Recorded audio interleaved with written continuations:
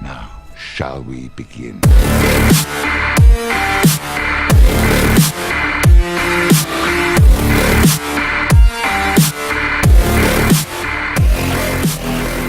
And hello everybody, and welcome to the Movie Pit Podcast. I am your host, Christian. Thank you very much for joining me on the podcast this week. This is, of course, the podcast where we talk about all the latest breaking movie news that has come out throughout the week. We also talk about all the movie trailers that came out this week, and we also talk about all the movies out in theaters this week as well. It's quite a week this week, guys. Oh, wow. This was quite a week for the movie news. Last week it kind of started like it was going to be slow, then it got pretty big at the end. No, this week it went all out this week. So we have a lot to get to this week, so let's just get right to it. We're going to talk briefly about one news item that came out after the podcast went up last week, and that was Black Panther. Now, it's a surprise to no one, Black Panther is getting a sequel. It has been confirmed by Marvel Studios head, I should say, Kevin Feige, who said that Black Panther 2 is happening, and they already had a few ideas kicking around when they were making the first one. However, he stopped short before confirming whether or not Ryan Coogler, of course, one of the writers and director of Black Panther, was going to come back.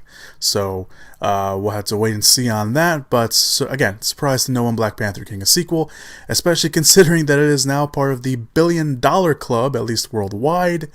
It's pretty crazy. Also, the 20th highest grossing movie of all time as well. So good on Black Panther for that. Alright, so let's move on to the movie news items of the week. We're going to start off, as we always do, with trailer talk.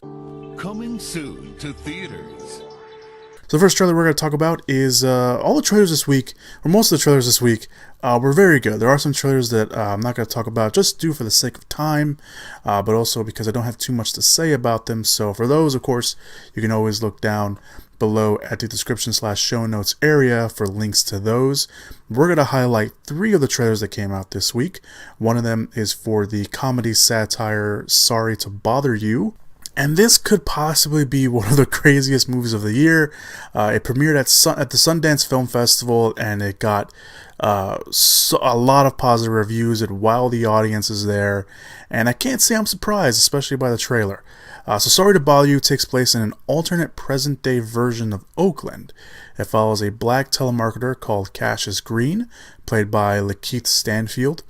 He was in Get Out recently. He was the first guy that was there, the one that Daniel Kaluuya's character meets at the party. That's him. He's also been in a bunch of other stuff, but I think that's probably where most people will know him from. Who discovers a magical key to professional success. A white voice. It works better in the trailer, believe me. And his white voice is voiced by David Cross, which propels him into a different kind of universe, pretty much. So like I said, the trailer, it's really funny, and I really, really suggest you go watch it. It's something else, man. It's a hell of a ride, and it's one of those movies. It's one of those trailers to a movie that I knew nothing about, and I'm really excited to go watch it now. If that doesn't, I mean, the premise alone is a little out there, it's a little weird, but when you watch the trailer, it is out there, but it looks so much fun. And if that doesn't do it for you, maybe the cast will. Co-starring in the movie, you have Tessa Thompson, you have Armie Hammer, Terry Crews, Amara Hardwick, Steven Yeun, Danny Glover's in there. I don't know if he has a full-blown role, but he's in there. So this looks great, and it's a movie that I knew nothing about beforehand, and I love seeing trailers to movies I know nothing about beforehand, and that's one of them. And this looks so much fun. I can't wait for this to come out. It comes out later this year. It comes out in the summer. It comes out on July 6th, and that's Sorry to Bother You. So I highly recommend you go watch this trailer when you get the chance. So there's that. The next trailer we're going to talk about is the other big trailer. Would have been the big trailer of the week until Marvel was like, no, thank you. That's okay. We'll do something ourselves. So the next trailer we're going to talk about is the first trailer for Fantastic Beasts: The Crimes of Grindelwald. So Warner Brothers released the first trailer this week for the sequel. Of course, it's directed by David Yates, who directed the last 4 Harry Potter movies, including the last Fantastic Beasts movie.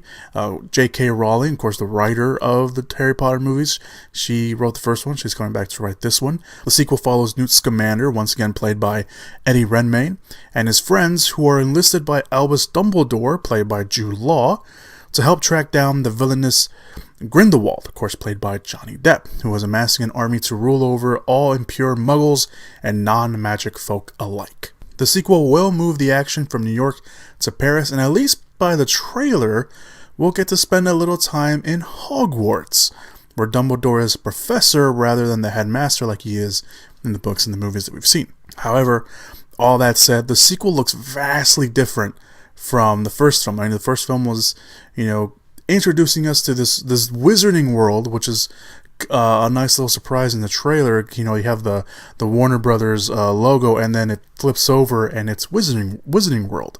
So that's a nice little tidbit there for them. Of course, we know that Fantastic Beasts is at least getting 5 movies, so I think they thought ahead of that and just wanted to add the Wizarding World logo there.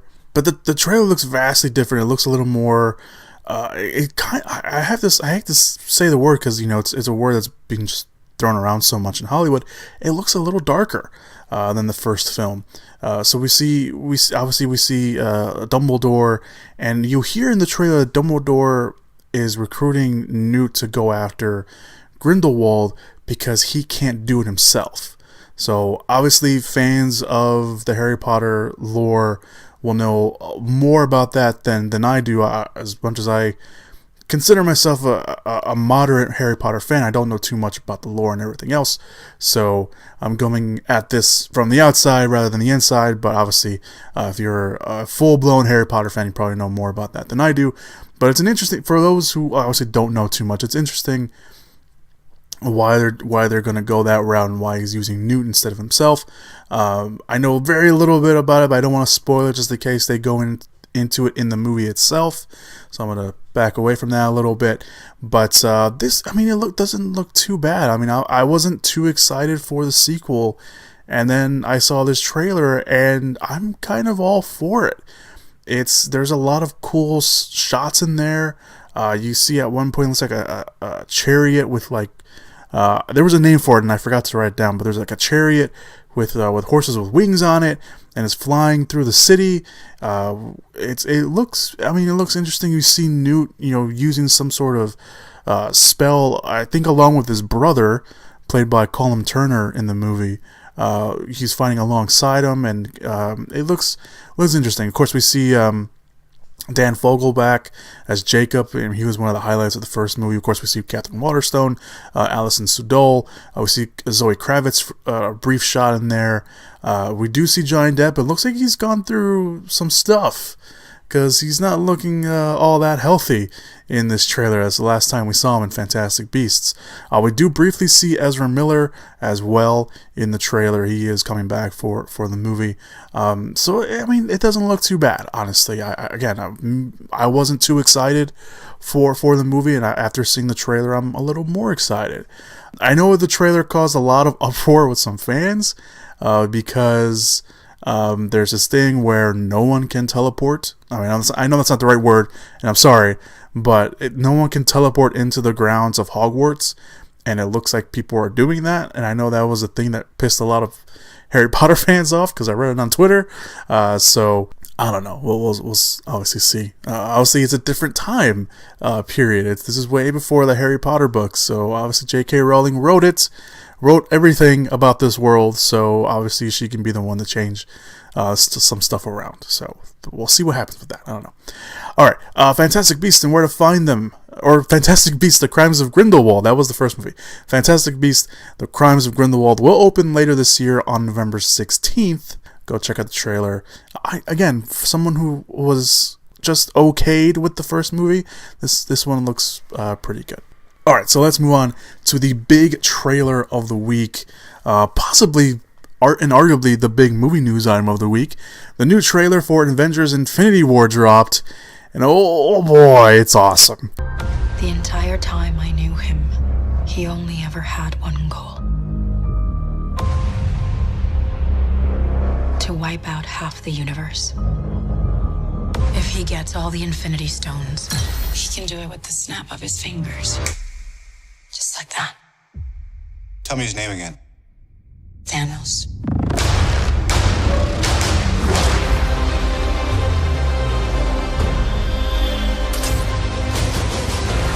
We got one advantage.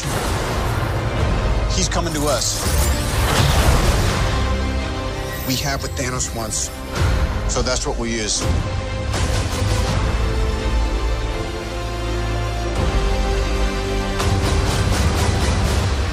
Let's talk about this plan of yours. I think it's good, except it sucks. So let me do the plan, and that way it might be really good. Wow.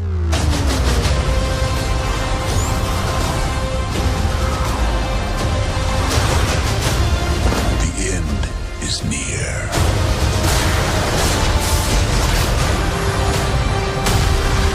When I'm done, half of humanity will still exist.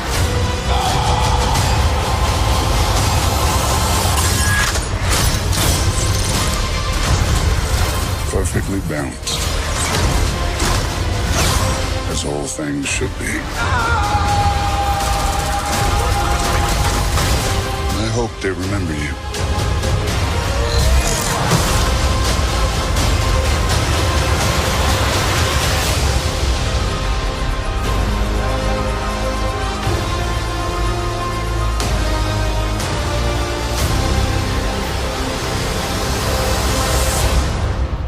I'm Peter, by the way.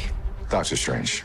Oh, you're using your made-up names. Then I am Spider-Man. So, obviously, Avengers Infinity War, one of the most highly anticipated movies of the year. I got a little too close to the mic there for a second, sorry. It's so good. So the film, of course, we'll see the Avengers and all the Marvel characters we've seen up until now going up against Thanos, of course, played and voiced by Josh Brolin, who is on the hunt for the Infinity Stones, which grants some unbelievable power when placed on the Infinity Gauntlet. And at least from the trailer, he wants to destroy the universe, or at least half of the universe. There's been a lot of interviews and onset reports coming out this week. I'll try to link some of them down below if you want to know a little bit more about it. I know Josh Brolin has talked about it. I know Kevin Feige has talked about it. So if you want to go in full and clean, that's fine. But if you want to know a little bit more about all this, then you can go down below. I'll put some stories down there so you guys can read them. It looks great. I mean, this movie, again, it's one of the most highly anticipated movies of the year. It's 10 years in the making. It just looks so epic, and I don't know what to say about it. So let's talk about a few points here. I mean, the movie, it treats itself seriously. Of course, there are some humor points in there, but let's go through the movie. Let's talk about Thanos for a second, because Thanos, he was the smiling purple guy at the end credits of the Avengers. And if you didn't know who he was, you got these little tidbits here and there, and you got to see him a little bit in Guardians of the Galaxy. In the first one, you get to see him in the end credits of a few other stuff here and there, but he's always been there in the back of everything, and now he's finally coming full front, and he looks great. And there's a lot of little tidbits here and there. It looks like there will be a flashback to Gamora and at how she got with Thanos. We see that scene with the green little arm touching the big thumb of Thanos, and that kind of looks like when Gamora's telling her story. Editing wise, it looks like she's telling the story to Tony. I don't think she's telling the story to Tony. I think she's telling the story to Thor, but we'll of course have to wait and see for that. And Gamora, again, the way the comics were set up, it was different, and the way the story, at least here from what we know so far, Thanos wants to wipe out half the universe. And there's a reason for that. Again, the interviews that Brolin and Feige have said and talked about that are now making their way out. If you don't want to read any of that, then you don't have to. But we see Thanos possibly, we don't see Thanos, but Gamora's conversation Gamorreau's conversation makes it seem like that is the reason why Thanos is doing what he's doing. We do see Thanos crush the Tesseract, or the Cosmic Cube, whichever wording you want to use, to fit it into the gauntlet. We've seen that shot in the last trailer. We see it again here. And we do see him say, "I hope they remember you." Again, editing, it looks like he's talking to Tony. Maybe that is essentially who he's talking to, but we'll see that. And of course, the last bit, and the one shot that has made everyone go crazy. It's him. I guess look like he's about to punch Captain America or Steve Rogers, and Steve catches his hand, and they do their best test of strength little bit there, and it's kind of cool. Now, of course, the question is, how long can he hold them back? Does he hold them back? There's rumors of maybe Cap not making it out of Infinity War. We don't know. But that's the great thing about Marvel. They put together these awesome trailers, especially for these, big event movies. And of course, Infinity War is possibly the biggest event that Marvel has done so far. So we don't know how that's going to turn out, but it's an awesome shot. And I can't wait to see. What the outcome of that is. But the rest of the trailer, we do see a little bit more of the battle at Wakanda. It looks like they're bringing the fight to Wakanda, and Thanos is in Wakanda, so that's going to be kind of interesting to see what's going on there. We do see the other Infinity Stones. We see Doctor Strange. The Eye of Agamotto is one of the Infinity Stones. We see Vision again. So it's going to be interesting to kind of see how all that turns out. We get a great little scene with Star-Lord, Drax, Tony, and Peter. With Peter kind of saying, that plan's great and all, but your plan kind of sucks. I think my plan will be better, or at least kind of a variation of that. We do see, finally, a brief glimpse at the Black Order in the movie. We see him with Loki, so we can only assume that is the scene that carries over from the end credits with Thor Ragnarok. We get a better shot, however, of one of the Black Order members, which is Ebony Maw. He's the guy that is shushing Doctor Strange, because he's doing something to him. We don't know what he's doing to him, but he's doing something to Doctor Strange. But that's the better look that we have of one of the Black Order members. Still no Hawkeye or Ant-Man, or for the conspiracy theorists out there, Captain Marvel. But still no Hawkeye. Hawkeye is in the movie. We don't know about Ant-Man, but Hawkeye is in the movie. So we'll see how that turns out. There's a lot in the trailer, guys. If you want to go check it out yourself, obviously you should go check it out yourself. But if you don't want to, that's fine. But we'll see what happens. Of course, it's directed by Joe and Anthony Russo. They directed the last two Captain America movies, Winter Soldier and Civil War. Avengers Infinity War opens April 27th. Tickets are on sale now, so if you can nab those, I highly recommend you go do it. So, yeah, that's trailer talk. Let's move on to this week's movie news.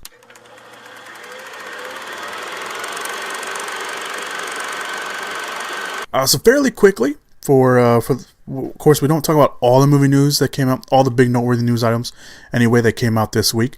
So there are a few movie news items that you can go check out on the Facebook page. There's a clickable link down below in the description/show notes area. But over on the Facebook page, stuff that we cut out for the podcast, Madonna is stepping back behind the camera. She's going to be directing a ballerina movie based off Michaela de Prince. John Hamm is being eyed to join Natalie Portman in the astronaut thriller Pale Blue Dot. Well, it's not really necessarily a thriller. It's kind of more of a drama, but the synopsis kind of almost reads as a thriller, but I think it is going to be more of a drama. The Logan team, James Mangold and Scott Frank, one of the writers of Logan, will be reuniting for an adaptation of The Force, which is based off a novel. Rob Zombie is currently directing the Devil's Rejects sequel called 3 from Hell. That's currently filming at the moment. And Ridley Scott is going to direct a comic book adaptation of Queen and Country. So those are your brief little news items to go get you to go read them on the Facebook page. But yeah, those are it. So let's move on to the news items we are going to talk about. Nicolas Cage. We don't really mention Nicolas Cage too much on the podcast, and I think that's a shame. But there was a big, kind of a very nerdy news item that came out this week about Nicolas Cage. And Nicolas Cage is finally going to play Superman, at least in animated form. So Nicolas Cage has, if you don't know, by the way, Nicolas Cage was set to play Superman in a Tim Burton movie called Superman Lives. There's a great documentary called What Happened to Superman. There's something like that done by John Schnapp. You can go online, look it up, and watch it. It's a great documentary, and it shows Tim Burton and Nicolas Cage working on it. But it's basically kind of a documentary about what the movie was going to be about, how what happens in the movie, why it suddenly didn't happen at all. There's that famous photo of Nicolas Cage in a Superman suit online. That's where that comes from. So. But Nicolas Cage will voice Superman in a cameo role in the animated feature film Teen Titans Go! To the movies. The movie is based off the Cartoon Network show Teen Titans Go!, which features the Teen Titans obviously going to the movies, but I'm sure it's not going to go over as smoothly as they think. So Cage will voice Superman in that. The movie does have some other kind of, I guess, big names to voice the other Justice League characters. The singer Hazley will voice Wonder Woman, and Green Lantern is going to be voiced by rapper Lil Yachty. I don't know how that's going to work out, but there you go. So I just wanted to mention it because I just thought it would be cool, because Nicolas Cage is finally getting to play at least some version of Superman in a cameo role, I guess. Teen Titans Go to the movies will open on July 27th, so we'll talk about that, of course, once we get closer to the release date.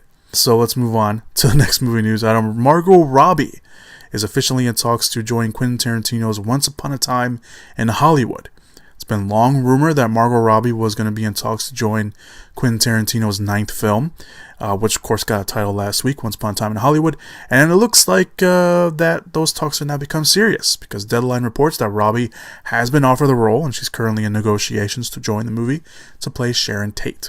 Now, the film is set in Los Angeles in 1969, at the, quote, height of the hippie Hollywood, around the time of the murder of Tate and several others in a killing spree ordered by Charles Manson.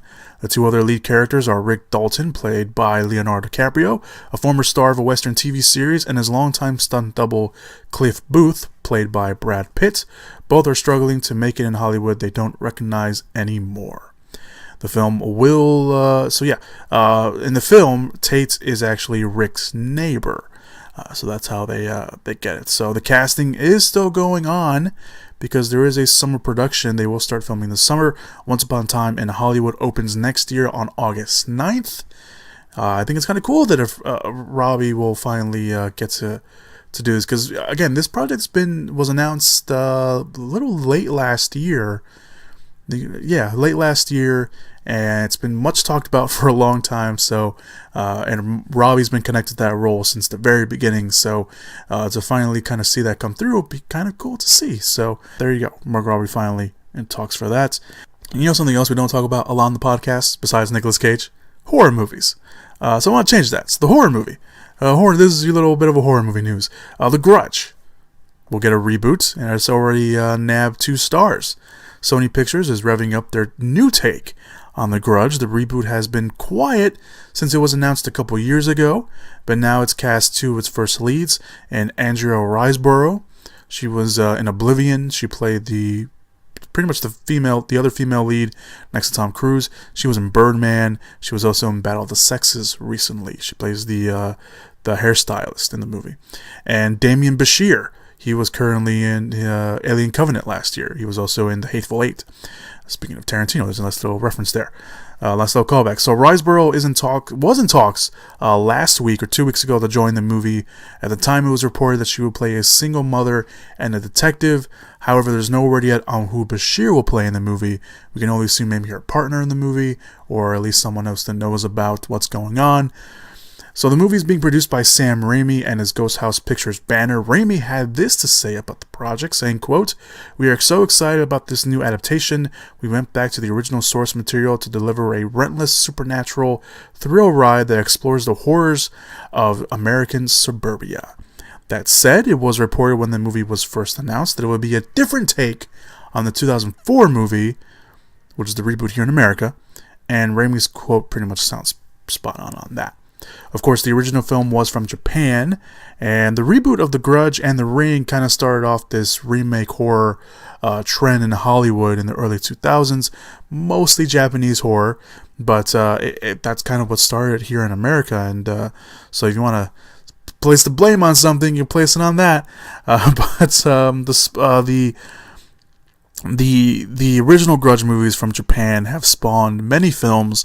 It spawned a crossover, I think it was last year or 2 years ago, with the Ring franchise over there. The Grudge movie apparently has a video game. It has short films and several graphic novels. But of course, we all remember the 2004 remake here in America with Sarah Michelle Gellar. That got a sequel in theaters, and then it got a third movie that went straight to DVD. But yeah, the movie will be directed by Nicolas Pesce. I think that's how you say his name. He directed The Eyes of My Mother, which came out last year, and will start shooting in May of this year. So probably be hearing a little bit more on that as time winds on. And I was a fan of the Grudge movie, the American remake, and the original Japanese movie. But I don't know if it needs a remake or at least a new take on what's going on. So I don't know. And as for the director, Pesce, he directed The Eyes of My Mother. I think I'm pronouncing his last name wrong, but he directed the movie called The Eyes of My Mother, which I believe is somewhere on demand. You can watch it. And I watched the movie, and the movie really is this kind of slow burn movie, and it's shot in black and white.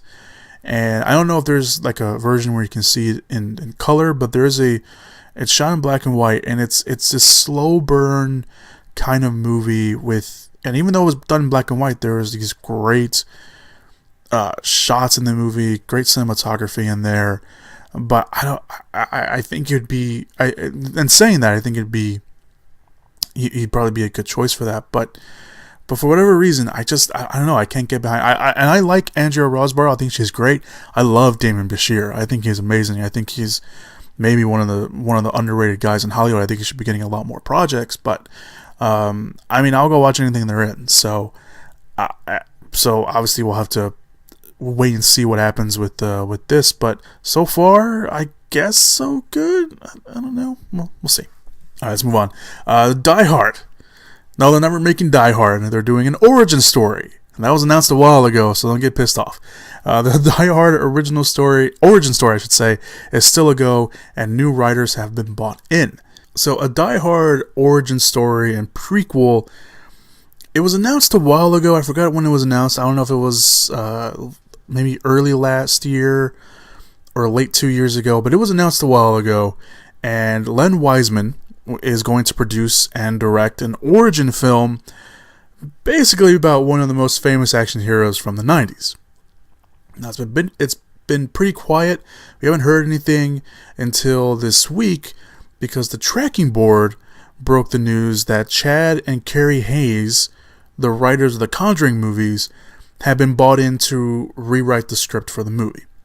Now, the outlet says, quote, rumored to be an origin story of sorts in which we see a younger actor portray McClane as a relatively regular cop in 1970s New York. Willis's grizzled take on the character, who has been through a lot over the course of 5 films, is expected to bookend the movie, which will toggle back and forth between past and present. Wiseman does have a history with the Die Hard franchise. He directed the 4th film, Live Free or Die Hard, which was arguably where the series took a turn with the John McClane character. But Wiseman himself hasn't directed a movie since Total Recall, the remake back in 2012 with Colin Farrell, Jessica Biel, Kate Beckinsale, and Bryan Cranston. He's mostly stuck to doing TV stuff. He's directed an episode of the series. He's directed episodes of the series like Sleepy Hollow, Lucifer, APB, and The Gifted, all shows which have been done on Fox, and all shows where he serves as an executive producer, although Sleepy Hollow and APB are no longer on the air. Wiseman will also serve as producer, and a director of the Underworld franchise as well. So, of course, the question is, and this is a pretty easy answer, do we need a John McClane origin story? No, we don't need one, because John McClane was a regular guy, all the way from the first Die Hard movie. He was a regular cop, he was a regular guy who just caught and he was in the wrong place at the wrong time. And that's all it was. He doesn't need this backstory, doesn't need this origin story, unless you're trying to tell his first, duty, his first, job or something, where you got these hints of the person that he can be. He's never been this super cop. And again, Live Free or Die Hard kind of changed the McClane character a little bit, because even though he was still, the wisecracking, sarcastic cop that he was, it kind of turned him a little bit into a superhero almost, a little bit. He drove a car to hit a helicopter in the air. He jumped off a ship onto a collapsing bridge and somehow walked away from it. And then in the last film what they did, which I forgot what it was called. It was what was it called? What was the last one called? I can't remember what the last one was called, but the last movie wasn't very good, and that was him teaming up with his son in the movie, played by Jai Courtney. That wasn't any good at all. So I don't know, man. It's just, do we need another Die Hard? First of all, do we need another Die Hard movie in general? I don't think so, especially what the last one did. But do we need an origin story? Absolutely not. Why are we getting one? I have no idea. And I'm not one of those people that's like, oh, Hollywood's run out of ideas. No, I'm not one of those people. But when I see a project like this, I want to be one of those people, because it's true. We don't need a Hollywood origin story. We don't need a John McClane origin story. And Hollywood, at least for this instance, is maybe running out of ideas. Just do another Die Hard. If you're going to do another Die Hard movie, just do an actual Die Hard movie. You don't need a prequel. Just do a Die Hard movie and have flashbacks to John, because I assume, because this makes it sound like Bruce Willis will be in the movie at least for a little bit. Just do a Die Hard movie and just do like little tidbits here and there, like flashbacks. You don't need the whole movie to be a flashback. I don't know. I don't like it. I'm like, I don't like it. Let's just move on. Taika Waititi, the director of Thor Ragnarok, Taika Waititi has set his next directorial effort. Of course, Waititi is still enjoying the ride of success of Thor Ragnarok, and while there were rumblings of him directing the long-gestured adaptation of Akira over for Warner Brothers, it looks like he settled on another project, which might lead to some controversy, maybe. According to The Wrap, Waititi will direct a film called Jojo Rabbit, where he will play an imaginary version of Adolf Hitler. Now, the outlet has a synopsis, which reads like this. Waititi's Hitler is an imaginary friend to the protagonist, a 10-year-old boy who is desperate to join the dictator's ranks during World War II. The film won't include a sympathetic depiction of the actual Adolf Hitler, no surprise there. Rather, the imaginary Hitler will be the invention of the boy who misses his dad and confused by Nazi propaganda. Imagine a figure who is a combination of his father and the Fuhrer. So that's what it was. And Waititi also commented on the project to the outlet, saying, "It's my version of a lonely boy's best version of his hero, which really is his dad." So that I don't know how that's going to work out. Waititi has been keeping himself busy since directing Thor Ragnarok. He's producing 2 TV series, one of which is based off his own movie that he did, which is What We Do in the Shadows. I believe that's being done over at FX. He also has a stop-motion animated movie based off Michael Jackson's Chimp called Bubbles. And again, he is maybe in negotiations to direct the live-action version of the manga and animated movie Akira. Now, Jojo Rabbit plans and aims to start filming in May of this year. Again, I don't know how that's going to work out, but I think if they play it right, where it's obviously more of the boy's father and not necessarily Adolf Hitler, it maybe will work. I don't know. That sentence just sounds weird in my mouth, but maybe it will work. I don't know. But Taika Waititi is always kind of out there. I mean, if you haven't seen anything he's done, besides Thor, I highly recommend you go watch some other stuff. Hunt for Wilder People or Hunt for the Wilder People.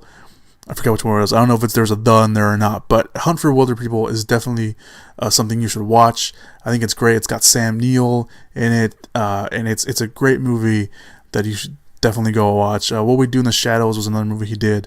But Taika Waititi is a very talented director, and I can't imagine he's doing this just to like be like, yeah, I'm gonna piss people off. Again, he's doing this and even the synopsis, it's a 10-year-old boy. He sees Nazi propaganda during World War II, and he just lost his father. So obviously you're going to want to look for someone, especially at that age, you're going to want to look for someone to look up to. And, during that time, especially if he's based in the movie in Germany during World War II, you see Nazi propaganda, you're probably going to, go toward that a little bit. So it should be interesting to kind of see how he plays around with that and how this movie is received. But it is Taika Waititi. I'm sure it's not going to be a too serious movie. There's going to be a lot of comedic elements to that. So we'll have to wait and see how that works out. All right, let's move on to the next movie news item, which is Spike Lee is eyeing his first comic book property for Sony Pictures, and it's Nightwatch. Now, Sony Pictures is gearing up, of course, their own separate Marvel universe that is not connected to the Marvel Cinematic Universe, even though their Spider-Man is connected to the Marvel Cinematic Universe. They have Venom coming out in October, and they have Silver and Black being worked on at the moment. But now, the rumor, which broke out earlier this year, that Spike Lee was eyed to direct a superhero movie at Sony, looks to be true, because according to that hashtag show, and officially confirmed by The Hollywood Reporter, Sony will work with Spike Lee to bring Nightwatch to the big screen. Now, for those unfamiliar, the character is connected to the Spider-Man universe, much like Venom and much like Black Cat and Silver Sable. Nightwatch is the superhero alter ego of Dr. Kevin Trench.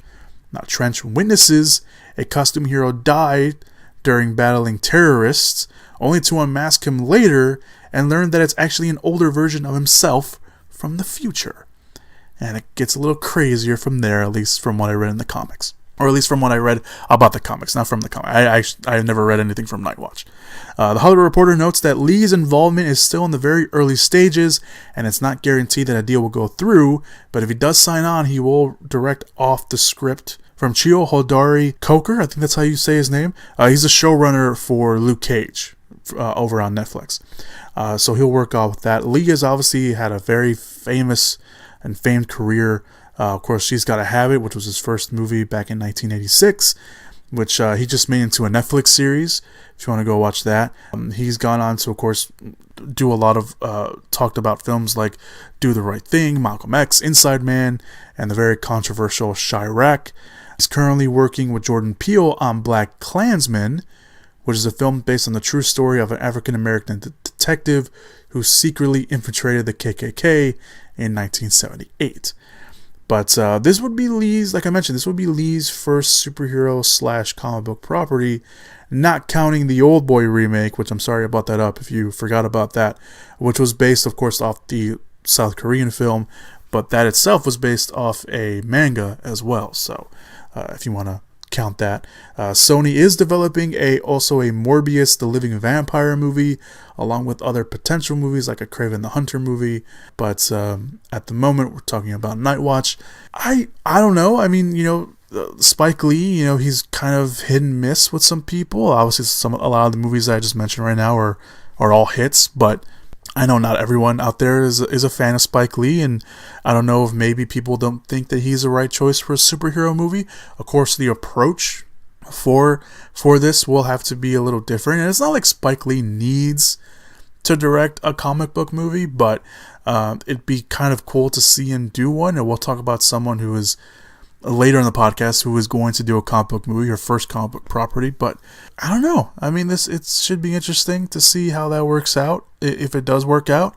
If he doesn't do it, again, no harm, no foul. But it should be interesting to kind of see if he signs on to officially do it or not. So we'll find out. I mean, the whole idea of course, Sony's separate Marvel universe is still a little mind-numbing, but we'll get past that, I guess, for the time being. Alright, so let's move on to the next movie news item, and we're going to clear up some things that happened this week concerning this news item, which is Deadpool 2. Now, if you've been reading the news online or whatever, Twitter, there was some conflicting reports about Deadpool 2 and its test screenings. Now, test screenings are a thing that Hollywood does a lot. Studios do a lot. They test screen their movies to audiences, and depending on how the test screenings go, they'll go through all that feedback and see what they can do in the editing process, or go back and do some reshoots or whatever. So there were some people that did some test screenings for and by the way, test screenings are not done by Hollywood executives. They're done with other people. I've recently got the opportunity to go to a test screening for a movie, and the movie was pretty much kind of done. There was a kind of spotty CGI here and there, but I'm pretty sure they'll fix that because the movie doesn't come out until the summer. But I went basically to what was a glorified test screening, and they make you sign an NDA, which is why I didn't talk about it, but we'll kind of see what happens with that. But test screenings are a normal thing in Hollywood and for studios to do, so don't worry about what's going on there. But there was reports saying that Deadpool 2 was in trouble, and that it got a negative test screening, and that the reshoots that were currently done for Deadpool 2 were to fix some issues. Well, that wasn't necessarily the case, because Collider got to the bottom of it and said that all the reports coming out that the movie was not good enough or untrue, and that the reshoots were done to add things, not to fix things that were wrong with the movie. So Collider reported that Deadpool 2 test screened in January and tested in the 90s, which was out of 100. And then the studio did another test screening after going back and changing some stuff, some editing-wise stuff, and it scored in the same range. It scored in the 90s. And one of the only complaints that they had at both test screenings that Collider could confirm were that the audience wanted more Zazie Beetz' Domino and wanted more of Josh Brolin's Cable. Now, the reshoots have already happened, and Brolin was a part of those reshoots. If you follow him on social media, you know that. And there was also rumors that there was something in the movie that was on the level of the Iron Man 3 Mandarin twist. But that came out at the time when it was announced the test screenings were reportedly negative. So we don't know where that ends up, or if that's true or not, or if that's still a thing or whatever. Regardless of this, we won't know anything until we watch the movies ourselves, of course. We don't know too much about the movie. We do know, of course, that Cable's in it. We do know that most of the cast is coming back. We do know that it's being directed by David Leitchi, who directed John Wick and Atomic Blonde. I keep saying his last name wrong. I will learn to say his last name eventually. And it has a release date of May 18th. That's all we know. So we don't know anything else about the movie. But yeah. So there's that. So anything you heard about negative test screenings for Deadpool 2 is all wrong. It's all bullshit. Now let's talk about reshoots. Because when people heard the term reshoots, now everyone automatically thinks it's a bad thing. I've talked about this on the podcast before, but I'll bring it up again. Reshoots has become a dirty word in Hollywood because everyone associates reshoots with negativity, and everyone associates reshoots with, oh, something's wrong with the movie. It's not the case, because reshoots happen all the time. Reshoots has become a very common thing now, especially lately in Hollywood, because of actor schedules, sometimes they don't have people to do a scene, so they accommodate that during the reshoot. Because a lot of movies already have reshoots, they just don't report on it. And not a lot of outlets report on it, but considering that this is a big movie, when people find out there's reshoots, they automatically, report on that, and that's that. Reshoots are a thing. It happens. Reshoots don't necessarily mean that something's wrong with the movie. Sometimes reshoots are not even reshoots at all. It's actually additional photography, but people just call it reshoots because not everyone is back, so it's just a small crew. So that's maybe why people think that it's a bad thing. Reshoots are a bad thing. It's not. It's commonplace in Hollywood now. So please, if you think that reshoots is a dirty word in Hollywood, it's not. Unless they actually go back and reshoot stuff and reshoot a lot of stuff, then maybe then yeah, you have a problem there. But if they're reshooting stuff and it's like a week long, it's usually just to add some stuff. It's not to fix anything or anything like that. Because most of the time, you can probably just fix whatever the problem is in ADR. Especially if it's like a line or something. They're not going to bring someone back just to re-record a line. They'll just re-record it in a studio somewhere and put it into the movie. But yeah, test screenings. Like I mentioned, I went to a test screening test screening last month. Yeah, last month for a movie that's coming out in June, the end of June. Can't say what it is because I signed an NDA, which is a non-disclosure agreement, saying that I couldn't talk about it or couldn't say anything about the movie. So these people obviously maybe broke it, or maybe they were just messing with someone saying it was bad. We don't know what the whole issue is. Maybe the movie is bad. Maybe they just thought like, oh, we wanted to add more people, so we'll see what's going on. I don't know. Obviously, we don't know because those people signed a non-disclosure agreement. They can't say anything. Otherwise, they'd probably get sued or they'll never get invited again to another test screening. So, I don't know. Main point, Deadpool 2 is fine. Maybe. For the most part, it's probably fine. So, and I trust Collider. Collider is a movie news site that I trust very well. It's where I get most of my news items, not all of them, but a good chunk of them. So, yeah, you can trust Collider, and I trust them here. So, let's move on to our bigger movie news. Our last two movie news items of the week, at least at the time of this recording, that didn't sound right. That one of them, I'll just leave it. I'll just go with it. Danny Boyle confirms that he is directing Bond 25. That's right, boys and girls. Danny Boyle has confirmed that he is writing and directing, or co-writing and directing, the next James Bond movie, Bond 25. Speaking with Metro, Boyle confirmed that he is working on the script with his Trainspotting co-writer, John Hodge, and aims to start filming at the end of the year. Now, Boyle's involvement was put into question a couple of weeks ago when it was announced that he was working with Richard Curtis, the writer and director of Love Actually and About Time, on an untitled comedy musical which has Lily James in talks to star, which was set to start shooting this summer, making that his next film. However, from the interview with Metro, it sounded like Boyle would be doing both movies, and it seems like the plan was to shoot this untitled comedy musical soon. He said that they'd be shooting in about 6 to 7 weeks, and then he would film Bond at the end of the year. Now, Boyle also said he's working on both scripts, but is currently handing off the writing duties to Hodge while he works with Curtis on the untitled movie. Now, the late shooting date does give Boyle enough time to film and edit it and do whatever he wants.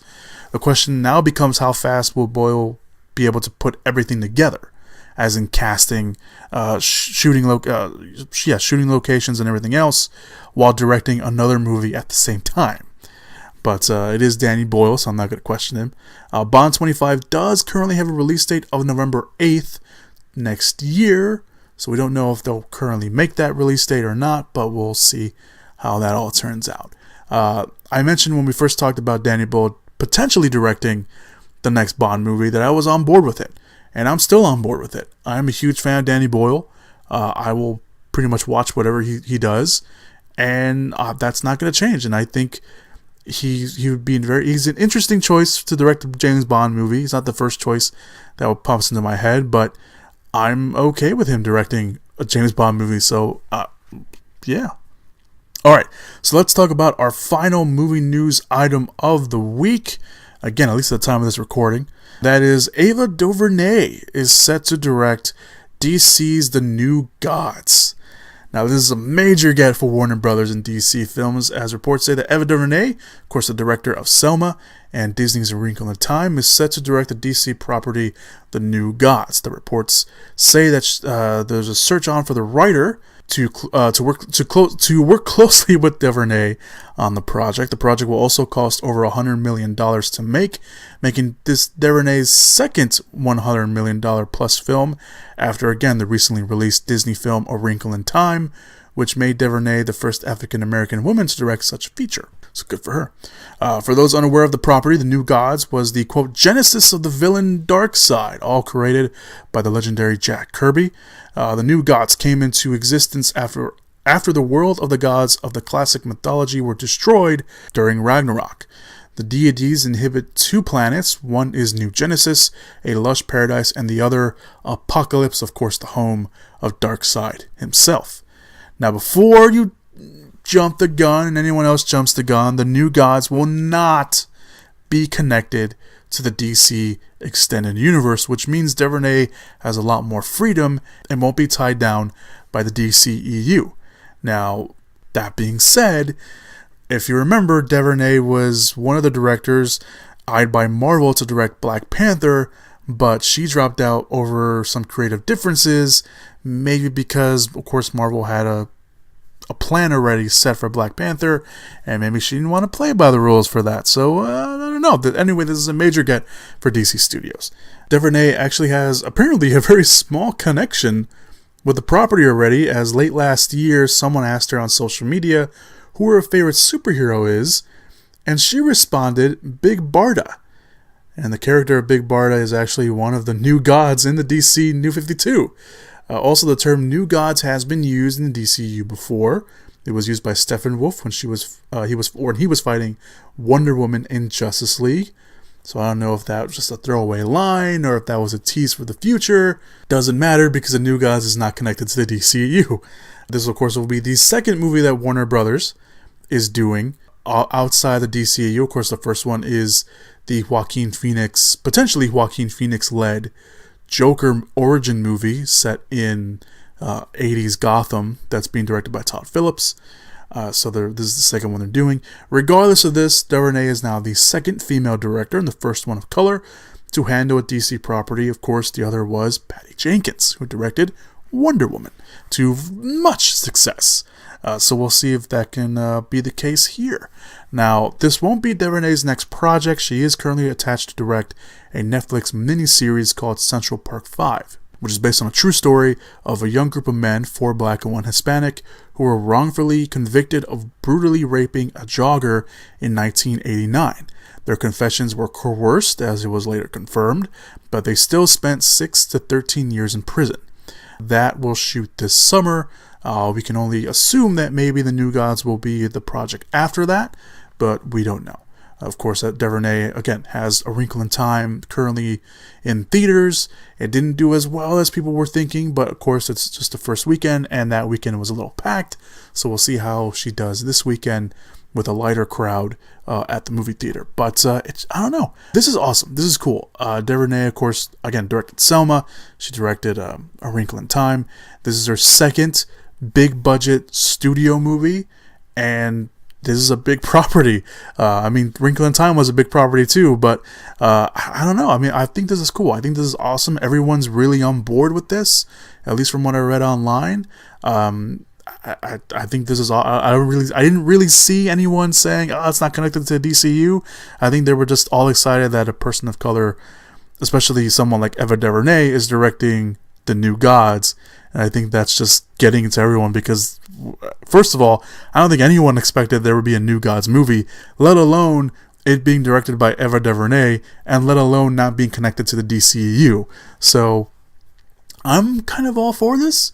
I don't know too much about the New Gods either, so I don't want to get too excited, but the idea of Ava DuVernay directing a comic book movie and directing her second, I haven't seen A Wrinkle in Time, by the way. I do plan on watching it, but directing her second big budget studio movie is really exciting, and I hope she does well. I hope she doesn't drop out, because I think if she drops out, then the excitement level for New Gods, I think, just dips a little bit, unless they get someone else who is a big name out there to direct that, so I don't know. But we'll see. So that's it. That's all the movie news items that have come out this week. That's all the trailers that came out this week. If anything big drops, obviously that's what the Facebook page is for. Facebook.com/MoviePit. That's Facebook.com/MoviePit. There is a link down below. You guys can click in the description /show notes area. Or you can also go to the Twitter page that we have for the podcast. That's at MoviePit Podcast. That's at MoviePit Podcast all together. No spaces. Of course, the M in movie, the M in pit, and the M in pit, the P in pits, and the P in podcast are all capitalized. So yeah, that's all I got for you guys. Let's move forward with, of course, the movies that are coming out in theaters this weekend. Let's all go to the lobby. Let's all go to the lobby. Let's all go to the lobby to get ourselves a treat. So we got quite a few movies coming out in theaters. We have 3 limited releases. Limited to small releases, because 2 of these movies The last two we're going to talk about have a bigger theater count than the first one, but it's not in every theater. So the first limited release the real limited release we're going to talk about is Flower. And that is a sexually curious teen forms an unorthodox kinship with her mentally unstable stepbrother. And that movie stars Zoe Deutsch, Adam Scott, and Kathryn Hahn. That's that. It's a dark comedy movie, and Zoe Deutsch is probably one of the most rising stars in Hollywood at the moment. So that's Flower. These next two movies, again, have a small theater count, so they're not necessarily limited releases. They just have a small release opening. The first one is 7 Days in Eteby, inspired by the true events of the 1976 hijacking, I don't know why that was hard for me to say, of an Air France flight en route from Tel Aviv to Paris, and the most daring rescue mission ever attempted. The film stars Rosamund Pike, Daniel Bruhl, and Eddie Morrison. It looks pretty good. I know nothing about this. I didn't know anything about this until I saw the trailer and I found out it was based on a true story. I read what happened, and that's kind of crazy. But if you want to go watch a movie about it, there you go. So there's that. And the other small release this week is I Can Only Imagine, the inspiring unknown true story behind Mercy Me's beloved chart-topping song that brings ultimate hope to so many, and a gripping reminder of the power of true forgiveness. The movie stars Dennis Quaid. He's one of the stars. Cloris Leachman's also in there. Trace Adkins is also in there in the movie. And I didn't know about this movie until I started doing my research for the movies coming out this month. And then I started seeing TV spots everywhere. So it is a religious movie. I just want to point that out because I don't want you going in there and be like, why is this movie so much about religion? And it's one of the religious movies. It is March. It is Easter. Or it's going to be Easter soon. So a lot of these religious movies come out in March. So there is that. But I don't know. I don't think I'm going to watch this. It's not really targeted toward me. And it also has a very small theater count. At least the movie theaters that are around me, I think there's only one playing it. So it's, again, not toward me. And I got a lot of stuff to catch up on. So this is definitely last on my list. But if it's for you and you want to go watch it, go check it out. So let's move on to this week's wide releases. The first one is Love, Simon, based off the novel by Becky Albarrali, I think that's how you pronounce her name, called Simon versus the Homo sapiens Agenda.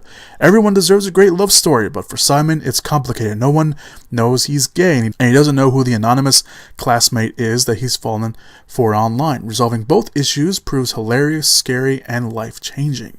Love, Simon stars Nick Robinson, Catherine Langford, Logan Miller, Alexandra Shipp, Josh Duhamel, and Jennifer Gardner.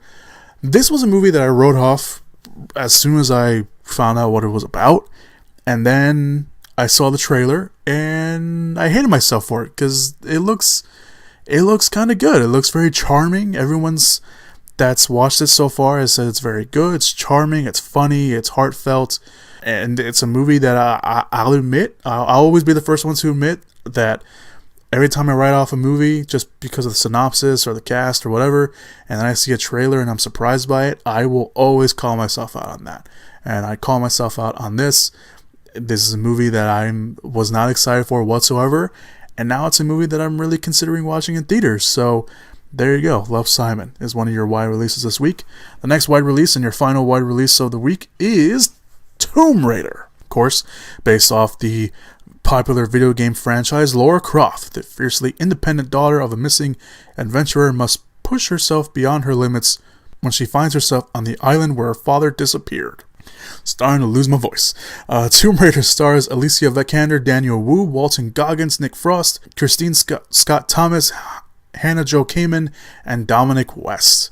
I'm looking forward to this. I really am. I when I found out it was getting remade, and I found out that Alicia Vikander was attached, and I found out Daniel Wu was attached, and I found out Walton Goggins was attached, my anticipation level for this movie went from a very, very grounded level to not all the way. I'm not like Avengers Infinity War excited for this movie. I'm excited, but I'm not that excited. But it looks great, and people who have seen it already say it's pretty good. There is some mixed reviews out there, but fan-wise, the people who have seen the movie already are saying they really liked it. They're saying that Alicia Vikander is great in it. I'm really all we care about is what the fans think, not necessarily what the reviewers think, and that's what people should take into consideration sometimes. But yeah, I'm looking forward to it, so I'm gonna go watch it this weekend. I like the Tomb Raider franchise. I think it's ripe for the picking for a feature film franchise if it makes enough money and people want to keep going to watch them. So I'm excited for it. I'm gonna go watch it. So that's it. That's all the movies that are coming out in theaters this weekend. We got Tomb Raider, we got Love, Simon. Those are your wide releases. Your limited and small releases are I Can Only Imagine, 7 Days in Tebby, and Flower. And that's it. Next week, a little sneak preview for you guys. Next week, we have a Wes Anderson movie coming out. We have another religious movie coming out. We have an animated sequel coming out. Another romance movie. A thriller shot on an iPhone. And I'm not even going to tease you with this one. We have Pacific Rim Uprising coming out next week. And I'm damn sure excited for that one. So, yeah. Little sneak peek for next week and all those movies. But that's it. I think that's it. That's all I got for you guys. That's it. That's the end of the podcast. That's all the movie news. That's all the movie trailers. And that is all the movies coming out in theaters for you guys this weekend. Thank you guys so much for listening to The Movie Pit. I really appreciate it. Wherever you're listening to this, whether it be YouTube, whether it be SoundCloud, whether it be iTunes. That's right, the podcast is on iTunes. If for all you iPhone users, please make sure to subscribe, to love, to comment, to leave me a rating and review, to leave me a comment. Show me that you appreciate what I'm trying to give you guys here on the podcast, and I will repay that in shout-outs and virtual love, because that's all I can really give you guys, and of course more podcasts, obviously. So yeah, that's all I got for you guys. Be sure to check out everything down below, the links to the trailers that came out this week. If I can remember when I'm editing, because I have to step away from the editing process at the moment, but after I record this, but if I remember to put some links down there to some stories for the Avengers. If you want to read them, if you don't want to read them, that's totally cool, but I said I would give you guys some, so I'm going to give you guys some. And what else down? It's all the links to stuff, to the Facebook page, to my personal Twitter and Instagram. If you need a link, if you're listening to this on YouTube or a SoundCloud, there's a link down there to go to iTunes. Please subscribe over there. Please leave me a rating and review. It helps out the podcast in the long run, and I really appreciate it. What else we got down there? Anything else that I decided to put down there, it will be down there. So take a look at it, take a gander. My WordPress account is down there. I will be doing a written, spoiler-free review of Tomb Raider this weekend, so you guys can go check that out. Movies with Chris. .wordpress.com. I think that's how it is, because WordPress doesn't put it up in front, it puts it at the back. I don't know. There's a link down there so you guys go check it out. But yeah, thank you guys so much for listening to the podcast this week. Once again, be good people, have a safe, fun weekend this week, and as always, go watch some movies. Whoop whoop! Yeah! Give it up! Movies!